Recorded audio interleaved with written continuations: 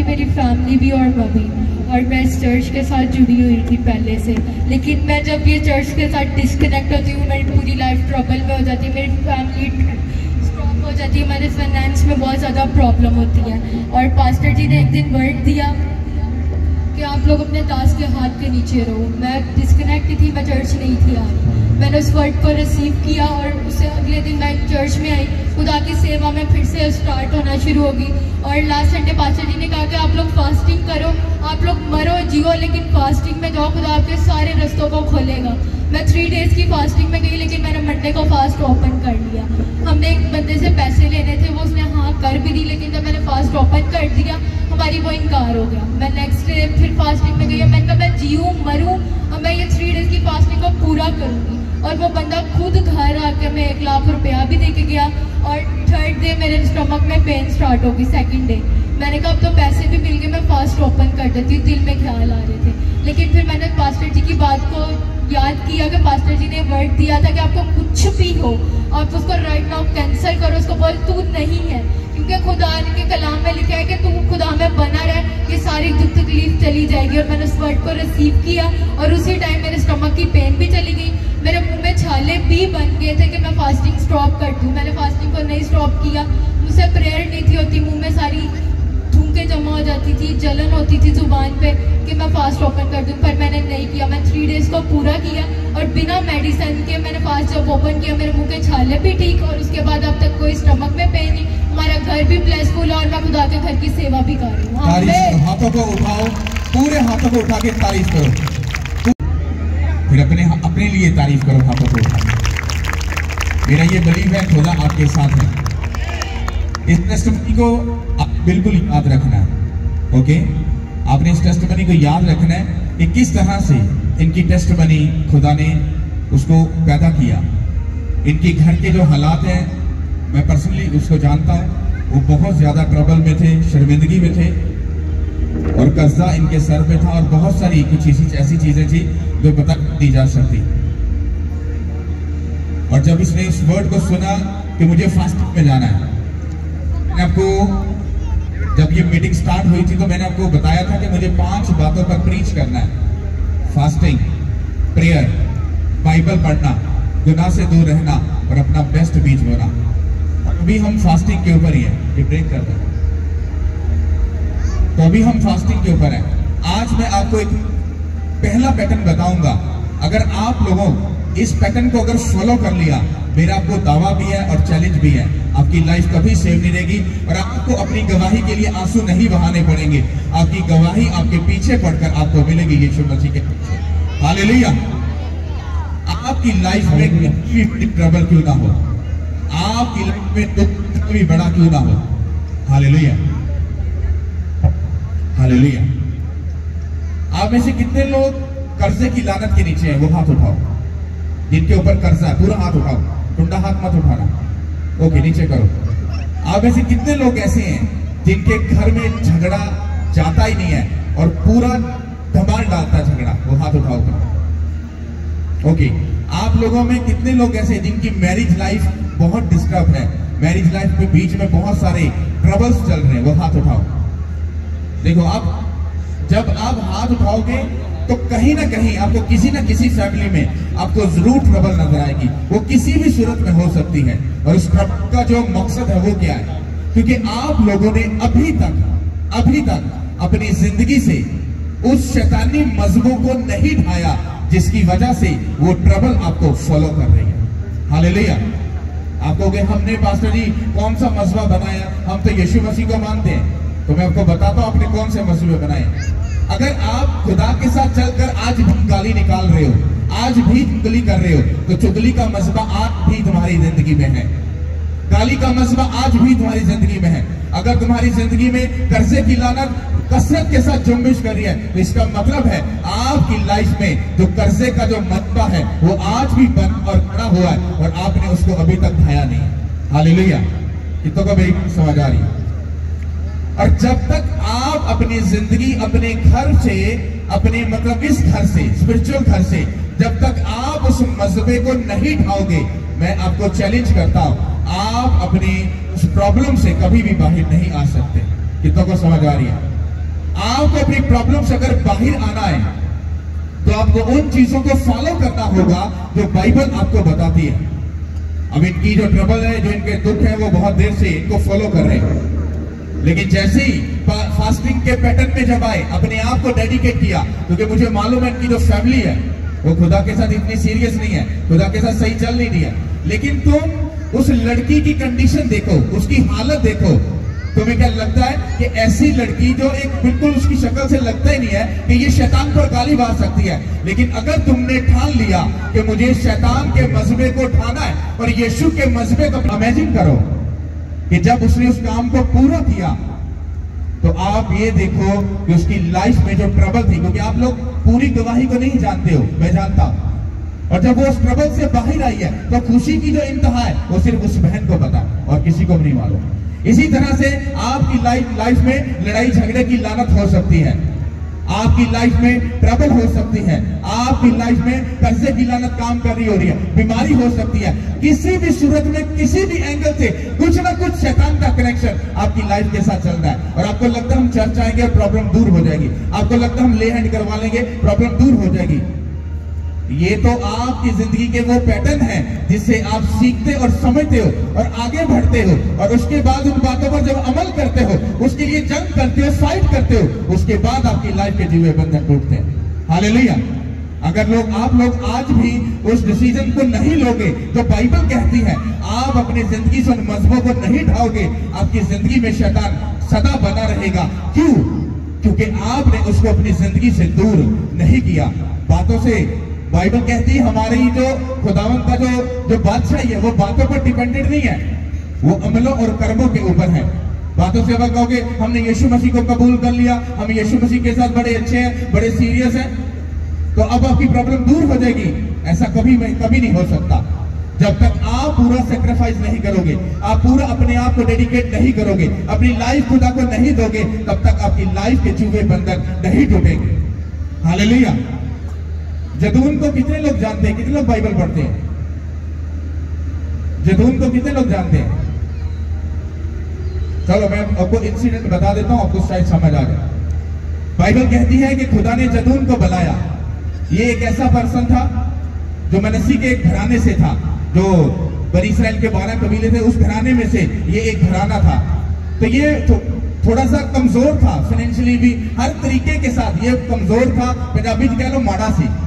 तो बाइबल ये कहती है कि यहूदियों ने जो थे बनी इस्राएल कौम, इन्होंने खुदा के सामने बदी की, गुनाह किया, तो खुदा ने इनको पकड़कर खुद मदियानियों के हाथों में दे दिया कि इनकी जरा कान खींचो, इनको जरा थोड़ा सा ना कान के खींच के इनको थोड़ी सी ऐसी ट्रबल दो, इनको मालूम पड़े कि खुदा से जुदा होकर जिंदगी कैसी होती है। और बाइबल कहती है मदियानी आते थे, उनको सताते थे, उनका जो बीज था वो छीन कर ले जाते थे। जैसे पंजाबी तुम हुण कह सकते हो कि तुहाडे ते एक इहो जी मुसीबत आ जाए, तुहाडे घर चों फाइनेंस चला जाए, लड़ाई झगड़े तुहाडे घर च आ जाए, हाँ तुहाडी मैरिज लाइफ डिस्ट्रॉय होना शुरू हो जाए, बच्चे तबाह होने शुरू हो जाए, बच्चे नशे दे विच चले जाए, तो देखो होया की है। और जब आप उसको स्टडी करो, जाकर डीप देखो कि ये प्रॉब्लम हुई क्यों है, तो आपको मालूम पड़ेगा मैंने खुदावन के कानून को तोड़ा, मैंने खुदावन के उन कामों को क्या किया, रिजेक्ट किया, और इसीलिए हम उस दुश्मन के हाथ में चले गए जो हमारी नस्लों को अब क्या कर रहा है, बर्बाद कर रहा है। ये तो कोई बात समझ आ रही है? हालेलुया। और बाइबल कहती है कि जब खुदावन का फरिश्ता जदून पर जाहिर हुआ तो उसने कहा तू इसी जोर में मेरे बेटे उठ और जाकर बनी इस्राइल को बचा। तो जदून आगे से बोलता वो इस लड़की की तरह था जिसने अभी टेस्ट में नहीं दिया। कहता खुदावन जी अगर तू साडे नाल है तो फिर साडे ते मुसीबत क्यों आई? कहता मैं ते अपने घराने च, अपने खानदान च, अपने कबीले च सब तो छोटा भी है, तो गरीब भी है, ते माड़ा भी है। तो खुदा के एंजल से उसको डांटा, कहता चुप, कहता ये मत बोल कि तू बच्चा है। कहता क्या मैं तेरे साथ नहीं, क्या मैंने तुझे याद नहीं किया? कहता अब जा और जाकर उनको क्या कर, उनको छुड़ा। बोले कि अगर तू ही मेरे साथ है तो मुझे उसकी निशानी दे। तो बाइबल ये कहती है खुद उसने निशानी मांगी, उसने एंजल्स ने उसको निशानी भी दी, फिर खुदा उस पर सारी निशानियों को जाहिर करने के बाद अब खुदा ने उसको कहा, कहता अब जा और जाकर उसको छुड़ा ले। तो मान लो कि जदून के साथ अगर 10,000 लोग थे तो लड़ने के लिए जा रहा हमसे, और खुदा ने कहा रुक जा। कहता 10,000 लोग लेके मत जा, कहता अगर तू 10,000 लेकर जाएगा तो जो बनी इस्राएल कौम है वो ये समझेगी हम इतने ज्यादा थे इसीलिए हम जंग जीत गए। कहते नहीं, ऐसे नहीं होगा। कहता अपने में से क्या कर, कहता इन लोगों को कम कर। तो करते करते मान लो कि 3,000 लोग बच गए। तो जब 3,000 लोग बच गए तो बाइबल ये कहती, खुदा कहता अभी भी ज्यादा है, पर जिनसे लड़ने जा रहे थे वो बहुत ज्यादा तादाद थी। तो देखा खुदावन हम बिल्कुल थोड़े रह गए हैं, हम कैसे लड़ेंगे? कहता नहीं, अभी भी तुम ज्यादा हो।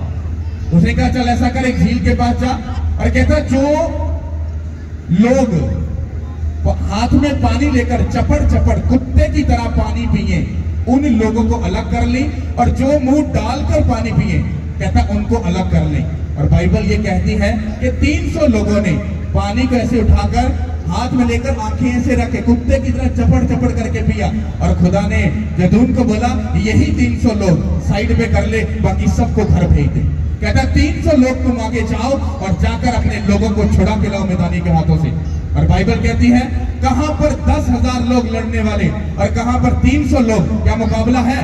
आपके खुदा ने ये साबित किया, तुम 300 और अगर वो 10,000 भी हो, मैं अगर तुम्हारे साथ हो मैं तुमको जताऊंगा यीशु के नाम के वसीला से।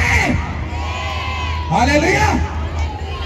आपकी ट्रबल, आपका दुख, आपकी प्रॉब्लम कितनी भी बड़ी क्यों ना हो, अगर आप खुदा के सामने झुकने के लिए तैयार हो, उसकी बात को मानने के लिए तैयार हो, मैं आपको दावा करता हूं, चैलेंज करता हूं, आपकी कंडीशन कैसी भी हो, आपके हालात कैसे भी क्यों ना हो, आप जीतोगे और आगे जाओगे और गवाही आपके पीछे पढ़कर आपको मिलेगी यीशु के नाम के वसीला से।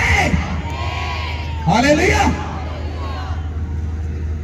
जो आपको बात मैं बताने वाला हूं उसको हम बाइबल के अंदर से भी एक प्रूफ लेंगे। तो सब अपनी बाइबल को निकालो, यिर्मयाह की किताब उसका पहला बाब उसकी 4 आयत से हम पढ़ेंगे। हालेलुया। खुदावंद के पाक कलाम में से यिर्मयाह नबी का संहिता पहला बाब 4 आयत से पढ़ेंगे। ये पुराने अहदनामा में यशायाह की किताब के बाद खुदा के कलाम में ये लिखा है, तब खुदावंद का कलाम मुझ पर नाज़िल हुआ और उसने फरमाया, इससे पेशतर के मैंने तुझे बातन में खलक किया, मैं तुझे जानता था और तेरी विलादत से पहले मैंने तुझे महसूस किया और कौमों के लिए तुझे नबी ठहराया।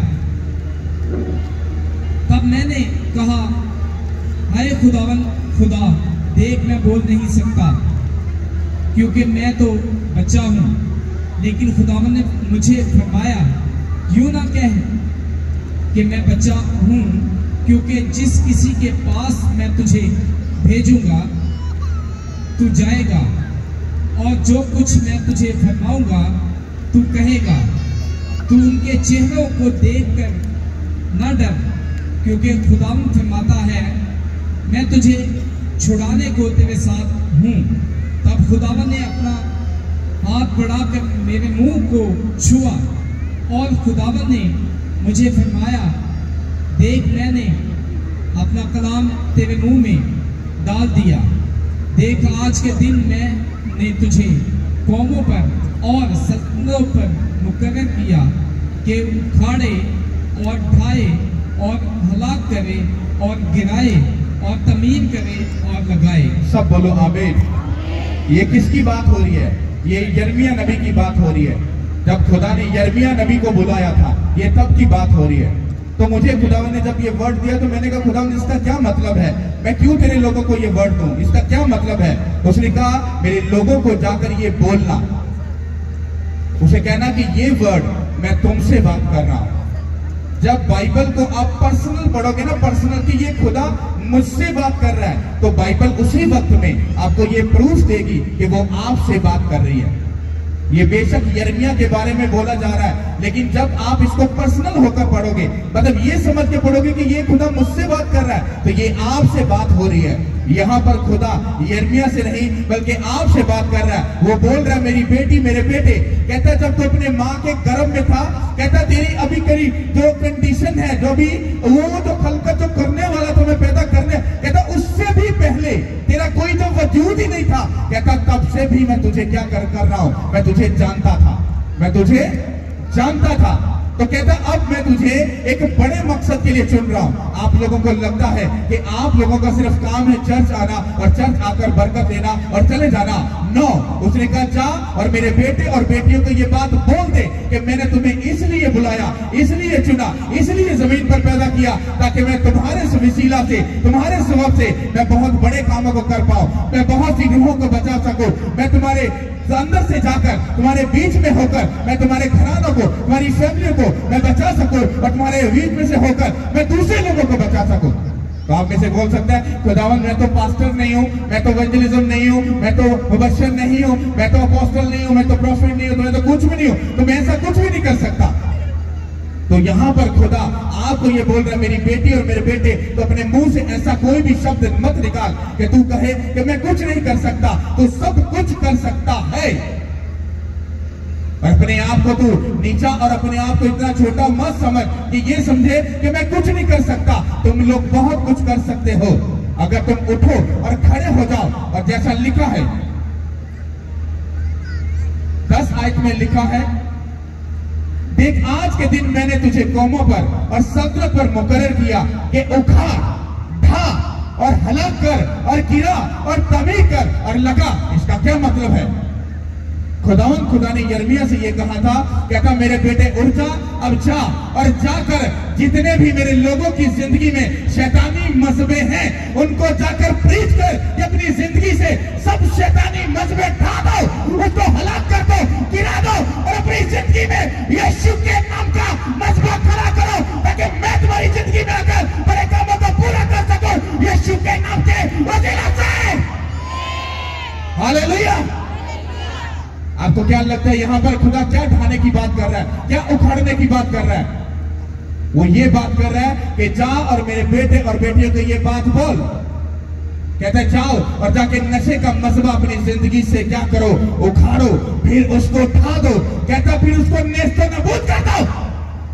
कहता फिर उठो और कहता फिर यीशु नाम का मजहबा अपनी जिंदगी में बनाओ और उसको तामीर करो और हर रोज उस पर प्रेयर की, फास्टिंग की, बाइबल रीडिंग की, पाकीज़गी की, बोने की कुर्बानी चढ़ाओ ताकि मेरा मजहबा तुम्हारी जिंदगी में बना और खड़ा रहे और मैं बड़े बड़े काम तुम्हारी जिंदगी में करने पाऊं यीशु के नाम के वसीला से। हालेलुया। कितनों को ये बात समझ आ रही है?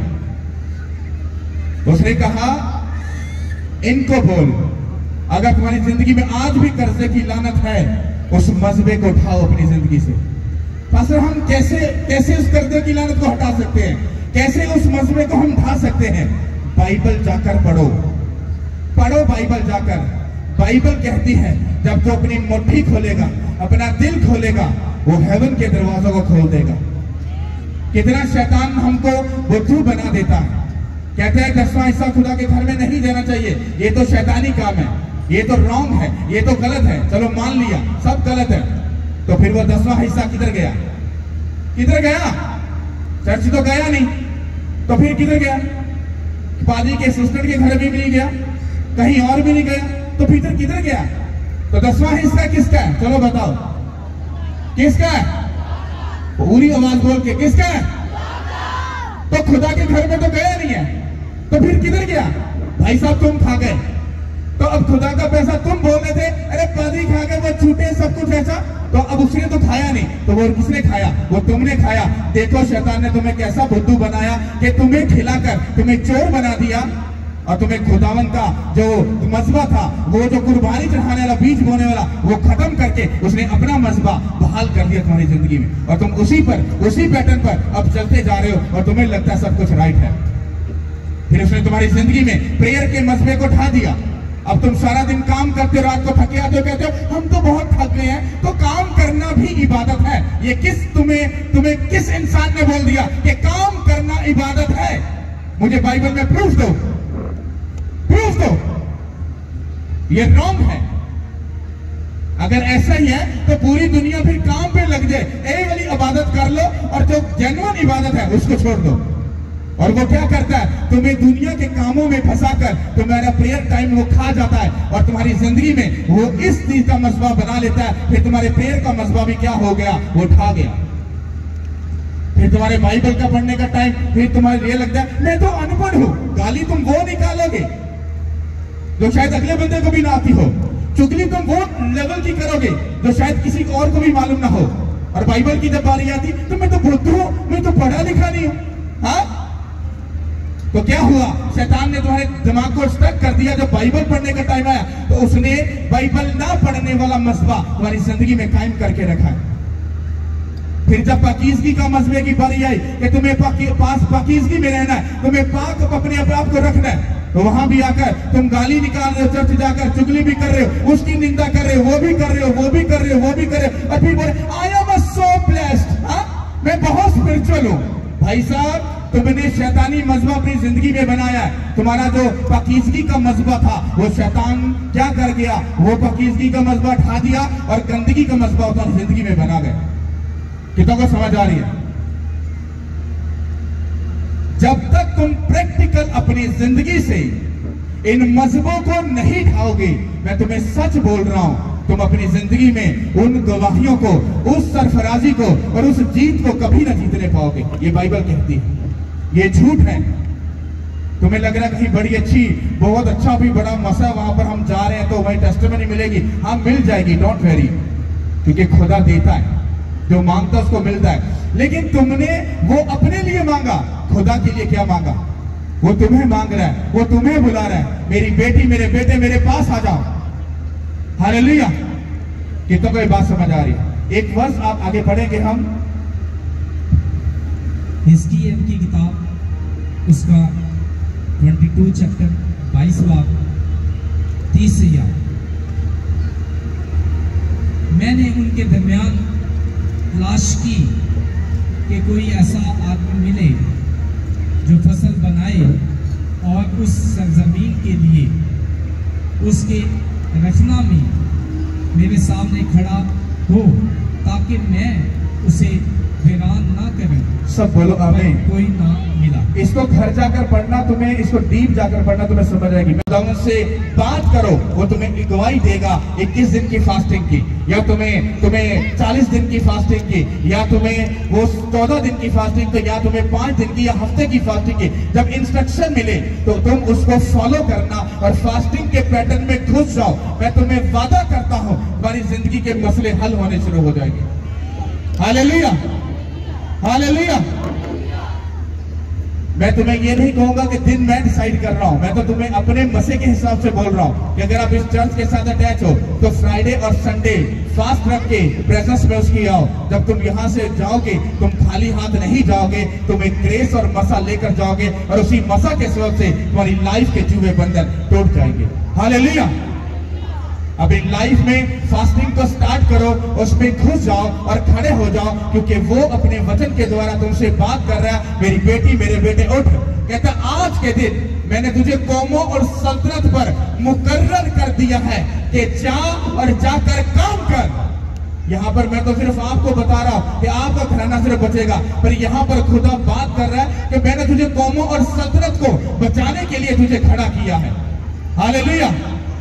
अगर आप ये बात समझ रहे हो तो जाओ और फास्टिंग में घुस जाओ और फास्टिंग करने वाली मशीन बन जाओ, और जाओ और जाकर प्रेयर करनी स्टार्ट कर दो और प्रेयर करने वाली मशीन बन जाओ, और अपनी जिंदगी में बाइबल को पहला दर्जा दो।